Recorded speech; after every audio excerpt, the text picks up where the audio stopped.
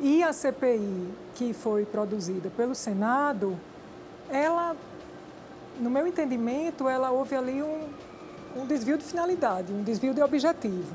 Então, eles fugiram de todos os caminhos que iriam dar em algumas supostas irregularidades e crimes. E, a partir do momento que, durante um período imenso de tempo, passou a não haver mais necessidade de critérios mais rígidos de uso do dinheiro público, abre um caminho perigoso. Então, a princípio, é do interesse público a gente saber como é que aquele dinheiro foi utilizado. Todos os caminhos que levavam a... como que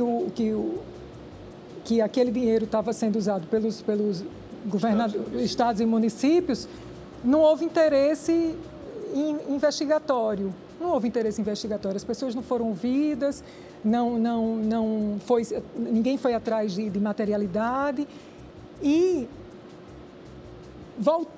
criou-se uma discussão em cima de um assunto que deveria ter sido discutido pelos médicos e não por senadores. A forma como as pessoas estavam sendo tratadas, a forma como estavam sendo usados os medicamentos, que medicamento que estava sendo usado, que medicamento que não estava sendo usado. Eles eu senti que passaram a perseguir a autonomia médica. Então, autonomia médica, sem autonomia médica não existe medicina. Como que a medicina vai ser praticada sem autonomia médica? Então, houve uma dicotomia, então, onde eu via nulidade ali. Sempre que iam ouvir depoimentos, sejam de investigados ou de testemunhas, houve uma dicotomia.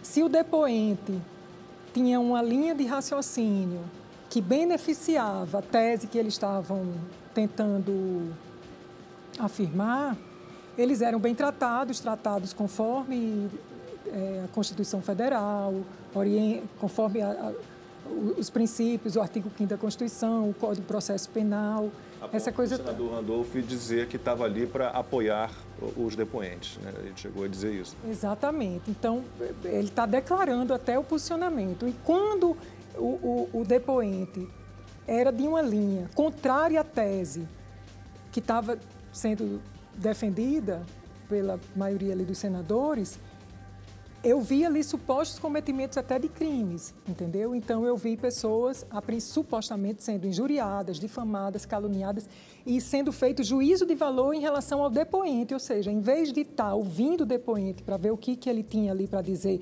para formar um conjunto probatório, o depoente passou a ser humilhado, constrangido, ficou desconfortável na situação de depoente. Então, essa dicotomia, isso já fere o direito de igualdade.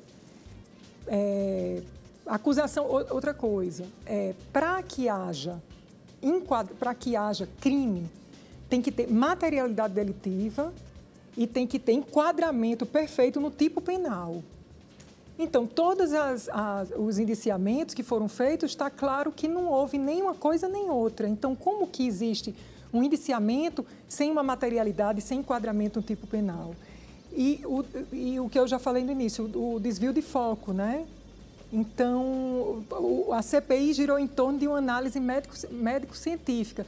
Só que, contraditoriamente falando, eu acho engraçado como que indiciaram, por exemplo, um dos quase 70 indiciados foi o presidente do Conselho Federal de Medicina e como ele não foi ouvido, fere outro princípio contraditório. Como que uma pessoa é indiciada e não é nem ouvida? Ela não é aberto o espaço para ela poder se defender daquilo que estão falando. Outra coisa também que eu acho muito grave, materialidade delitiva é uma coisa muito séria. É preciso que seja feito um conjunto probatório robusto, perene, que fale por si, independentemente de opinião. Eu aprendi até ainda no curso de Direito que o corpo fala com o médico perito. O corpo fala, a gente tem que observar ali, não é opinião, vamos observar ali o corpo de delito. Então, como é que uma CPI ela se baseia em opinião? Ela se baseia em conclusão de jornalista.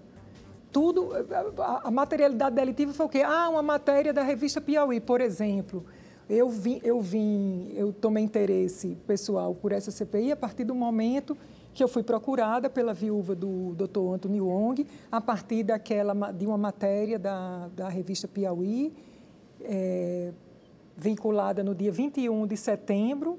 No dia 23, através de uma amiga em comum, ela foi orientada que ela me procurasse na condição de amiga, que eu era uma pessoa que poderia ajudá-la, porque eu tinha um certo interesse, entendimento em relação ao Covid e toda essa problemática que estava sendo ampliada pela CPI, porque eu acho que, diferente do que eles imputam, que essas pessoas que eles estão indiciando produziram desinformação, fake news, eu acho que, na minha avaliação, na minha opinião, essa CPI foi uma grande produtora de desinformação.